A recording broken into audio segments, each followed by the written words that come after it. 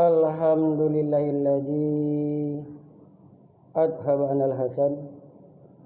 Inna rabbana laghafurun syakur. Asyhadu an la ilaha illallah wa asyhadu anna Muhammadan abduhu wa rasuluh. Allahumma shalli wa sallim ala wa rasulika Muhammadin wa ala alihi wa ashabihi.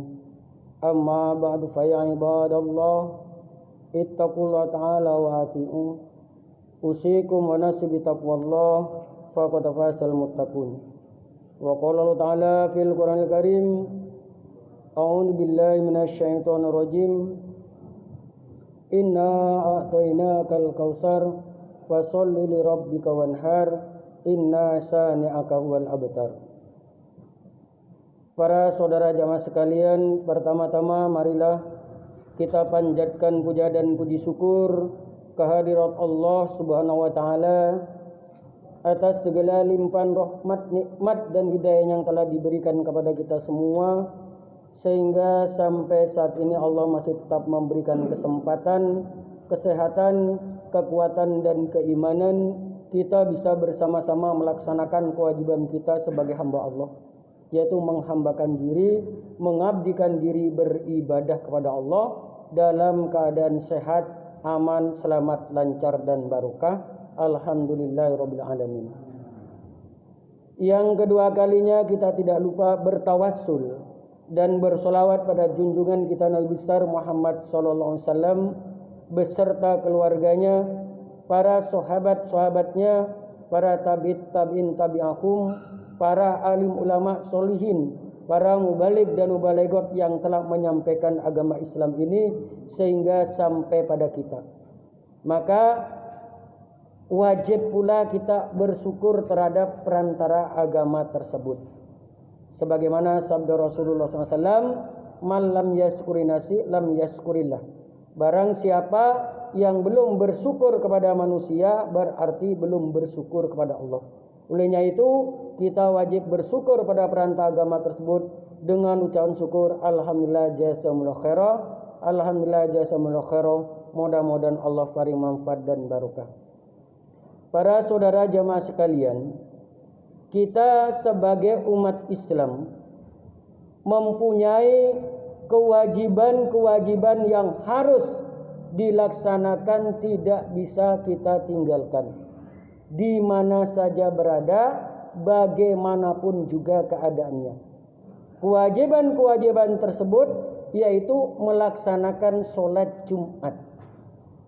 Karena sholat Jumat ini merupakan suatu kewajiban bagi tiap-tiap muslim. Firman Allah, ya ayyuhalladzina amanu idza nudiya lis-sholati min yaumil jum'ah fas'au ila dzikrillah wa darul bai' dzalikum khairul lakum in kuntum ta'lamun. Wahai orang-orang yang beriman, idza nudiya lis-sholati min yaumil jum'ah, ketika adzan telah dikumandangkan untuk melaksanakan salat Jumat, fas'au ila dzikrillah, segeralah, cepat-cepatlah untuk zikir kepada Allah. Lafaz dzikrillah, para mufassirin bersepakat adalah khutbah. Khutbah sebagai rangkaian dari sahnya salat Jumat. Salat Jumat tanpa diawali dengan khutbah maka tidak sah salatnya, namun hukumnya fardu kifayah. Sebagian mendengarkan khutbah dan terlambat hanya mendatangi salatnya saja maka sah salatnya. Berdasarkan sabda Rasulullah SAW, an Abi Hurairah, kana Nabiya SAW qala, idza kana yaumal jum'ati kana ala kulli babin min awabil masjid malaikatu yaktubun nas al awwal fal awwal manasilihim fa idza kharajal imam tawaw suhufa wastamul khutbah fal muhajjirul shalah kal muhdibadana summa alladhi yahli kamu di Baqarah summa alladhi yahli kamu di Kafsin hatta daqarat dajaja wal baydo faman jaa ba'da dalika yaji'u bihaqqi ila shalah. Dari Abi Hurairah ada Rasulullah SAW bersabda, ketika hari Jumat telah tiba maka para malaikat duduk di depan pintu. mencatat orang yang masuk. Al-awwal fal awwal manazilihim. Yang awal ditulis yang awal tempatnya. Fa idza kharajal imam tawassufa wasma'ul khutbah fal muhajjir ila shalah. Maka ketika imam telah khutbah atau khatib telah khutbah, maka para malaikat menutup bukunya sama mendengarkan khutbah. Fal muhajjir ila shalah kal muhdi badana. Orang yang hadir pertama kali, nomor satunya, atau orang yang duduk di saf awal, gambaran pahalanya sebagaimana korban onta. Summalladzi yali kamu di Baqarah. Saf yang kedua digambarkan oleh Allah pahalanya sebagaimana korban sapi. Summalladzi yali kamu di Kafsin. Saf yang tiga digambarkan oleh Allah sebagaimana korban kambing gibas hatta daqarad dajjaj wal baido. Sampai pahalanya digambarkan oleh Allah sebagaimana sodako ayam jago dan sodako telur. Faman jaa ba'da dalika yaji'u bihaqqi ila shalah. Maka barang siapa yang datang setelah demikian itu, maka hanya datang menggugurkan kewajiban solatnya saja. Sah solatnya namun pahalanya kurang sempurna. Olehnya itu kita yang hadir pada saat ini yang pas waktunya, maka kita patut bersyukur kepada Allah. Inilah sebagai rasa cinta kepada kita. Cinta kita kepada Allah. Sehingga kita bersungguh-sungguh untuk mendatangi sholat Jumat ini pada awal waktu. Sehingga kita mendapatkan pahala sebagaimana yang telah dijelaskan dalam hadis tersebut. Yaitu masalah kurban. Para saudara jemaah sekalian, berbicara masalah korban, insya Allah sebentar lagi kita akan melaksanakan kewajiban kita, yaitu melaksanakan sunnah sholat korban, dan pahala itu sangat besar. Sebagaimana di dalam riwayat hadis At-Tirmidzi, ma'amilu adamiyun min amalin yaumin nahri ahabba ilallah min ihraqid dam. Wa innaha la ta'ti yaumal qiyamah bi quruniha wa as'ariha wa atlafiha wa inad dama la yaqa minallah bi makanin qabla ayyaqa minal ar fatibu biha nafsan.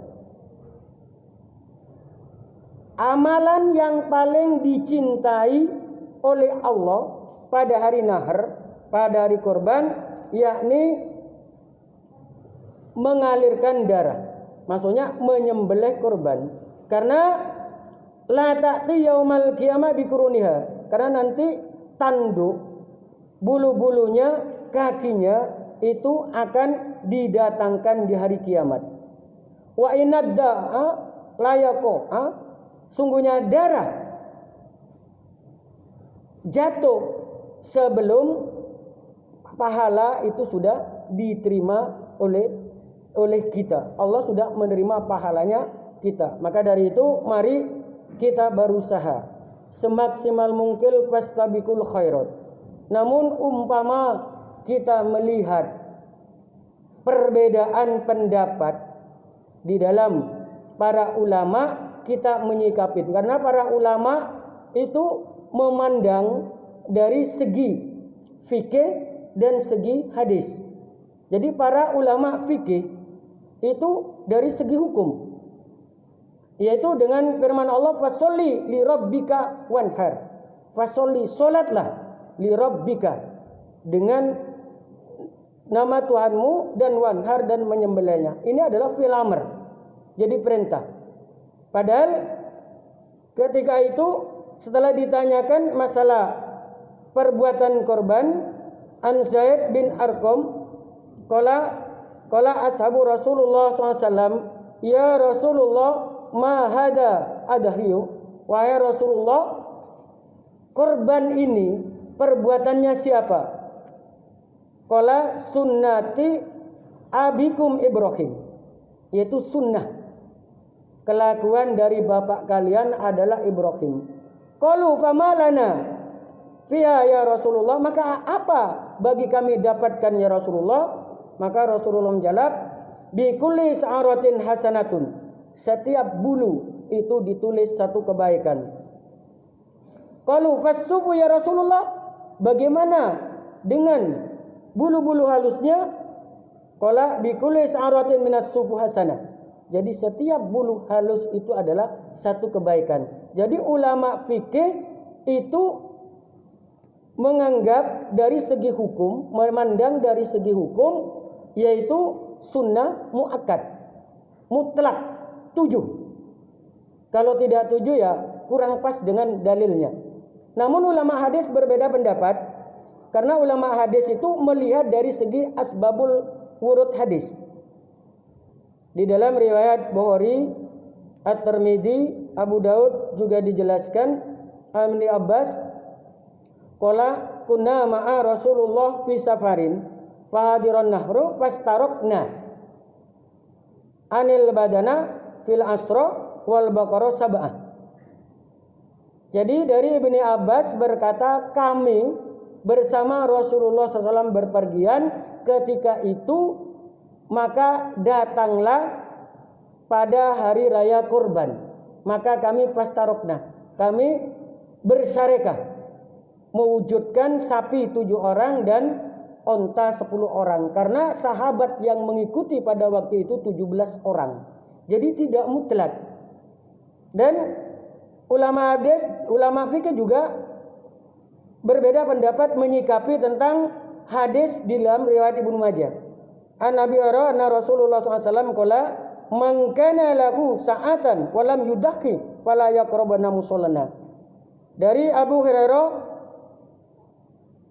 berkata bahwasanya sesungguhnya Rasulullah SAW bersabda, barang siapa yang diberi keluasan namun tidak menyembelih, maka tidak boleh mendekat ke musolah kami. Itu perbedaannya. Sedangkan ulama hadis membedakan la yanallahu luhumuha wala dima'uha walakin yanalut taqwa minkum. Jadi Allah tidak memerlukan daging dan darahmu, namun yang diperlukan adalah takwa dari kamu sekalian. Dari lafaz wasa'a ini dijelaskan keluasan, itu luas. Jadi tidak mutlak 7. Umpamanya kita punya uang 1 juta, harga sapi 10 juta, 10 orang itu juga dibolehkan. Jadi tidak mutlak harus 7. Ini ulama hadis. Maka kita tidak boleh saling menyalahkan, tergantung dari keyakinan kita. Kita ambil jalan tengahnya sehingga kita dalam perbedaan menyikapi perbedaan menjadi indah dan tidak saling memojokkan dan tidak saling menyalahkan. Itu kita menyikapi di dalam hal masalah korban, yaitu dikatakan sunnah kifayah. Kenapa Rasulullah SAW sendiri berkorban, diberi 1 kambing itu dengan berdoa Bismillah Allahu Akbar hada anni wa an ahli. Bismillah Allahu Akbar hada anni, dan ini korbanku, wa ahli, dan keluargaku. Jadi untuk ahli bait. Jadi 1 kambing itu bisa untuk 1 keluarga. Sedangkan asbabul nuzul itu yaitu dari Ibrahim. Nabi Ibrahim bermimpi menyembelih Ismail sampai 3 kali itu mimpinya. Setelah itu langsung ditanyakan pada Ismail, kalau memang itu perintah dari Allah maka saya sabar. Namun iblis berbagai macam cara menggoda pada Ismail, jangan. Akhirnya dilempar 7 kali pakai kerikil. Ibrahim juga demikian. Nah, paling krusial, dia ingat bahwa Adam itu jatuh karena Hawa, akhirnya Hajar mau diganggu tapi tidak berhasil. Akhirnya dilempar 7 kali. Ini jadi prosesi melempar jumroh sampai sekarang itu. Nah ini, jadi menyembelih itu akhirnya karena ikhlasnya Nabi Ibrahim dan Ismail, akhirnya diberi domba. Ini satu keluarga. Ibrahim istrinya 2, Sarah dan Hajar, dan Ismail anak pertamanya, dan Ibrahim. Jadi 1 keluarga bisa 4, 1 kambing itu bisa 1 keluarga. Ini para ulama hadis memandang dari segi ininya. Para ulama fikih tidak. Pokoknya Kalau sudah satu orang saja yang korban, maka kesemuanya sudah kebagian semua. Ini adalah sunnah kifayah. Mari kita melihat demikian ini, jangan saling menyalahkan. Oh salah itu, ini itu. Tidak. Kita mengambil jalan tengahnya, terserah, tergantung dari kita. Kalau kita mempunyai keyakinan, oh saya harus 7, ya 7 silakan. Oh kalau saya, 10 orang atau 20 orang bisa mewujudkan sapi, bisa juga. Itu. Nah tergantung dari keyakinan kita masing-masing. Kan sunnahnya itu dimakan, sunnatu ayyakula minha sulusan. Jadi sunnahnya dimakan itu sepertiga. Umpamanya bersareka 7 orang, maka 7 dibagi 3. Sepertiganya itu para ulama itu bermusyawarah menetapkan, yaitu sampil belakang 2, kaki 2 belakang dan sampil 1, kaki 1 depan, itu dibagi 7. Dan lainnya itu, sisanya itu dibagi untuk semua umat, untuk semua jamaah. Muktar. Jadi di sini yang minta maupun yang tidak minta, beda dengan pembagian zakat. Itu. Jadi orang yang minta maupun tidak minta itu diberi. Dan yang korban jangan mengeluh. Karena itu 7 orang. 7 orang dibagi sepertiga dibagi 7. Umpamanya 1.500.000 atau 1.700.000 cuma dapat 1 kilo, jangan mengeluh. Wah, saya korban beli iuran 1.700.000 dapat 1 kilo. Nah kalau begitu jangan korban, beli dagingnya saja. Karena apa? Yang diperlukan oleh Allah itu adalah takwa dari kita semua. Maka dari itu mari, karena pahalanya ini sangat besar, dan insya Allah nanti juga ada puasa, yaitu Yaumu Arafah. An Nabi Qatadah anna Rasulullah SAW siyamu Arafah antahsibu ayyukaffirullahu sanatallati qablahu wa sanatallati ba'dahu. Jadi dari Abi Qatadah, Rasulullah SAW bersabda, berpuasa di hari Arafah, saya mengharap Allah mengampuni dosa-dosa sebelum 1 tahun dan dosa-dosa setahun yang lalu diampuni oleh Allah. Maka dianjurkan bagi kita, ini karena sunnah juga, tergantung dari kita masing-masing. Kalau kita melaksanakan puasa ini, berarti Allah memberikan ampunan dosa-dosa kita sebelum dan sesudahnya. Maka sehingga sewaktu-waktu kita meninggalkan dunia ini, amal kita banyak. Di alam kubur kita akan mendapatkan nikmat kubur. Maka dari itu mari kita tingkatkan kualitas keimanan dan ketakwaan kita kepada Allah, sehingga dari waktu ke waktu keimanan kita semakin meningkat, yang pada akhirnya Allah semakin cinta pada kita. Kalau Allah cinta pada kita, yuhibbu lakum wa yaghfir lakum dunubakum wallahu ghafurur rahim. Apabila Allah Ta'ala cinta pada kamu sekalian, maka Allah akan mengampuni dosa-dosa kamu sekalian dan dimasukkan dalam surganya Allah, insyaallah. Semuanya alhamdulillah jazakumullah khairan. Semuanya dari Allah, kita kembalikan pada Allah. Barakallahu fil hadim wa nafani bima fihi minal ayati wa dzikril hakim. Innahu ta'ala jawadun karim, malikum barurur rahim, wa nastaghfirullah innahu al ghafurur rahim.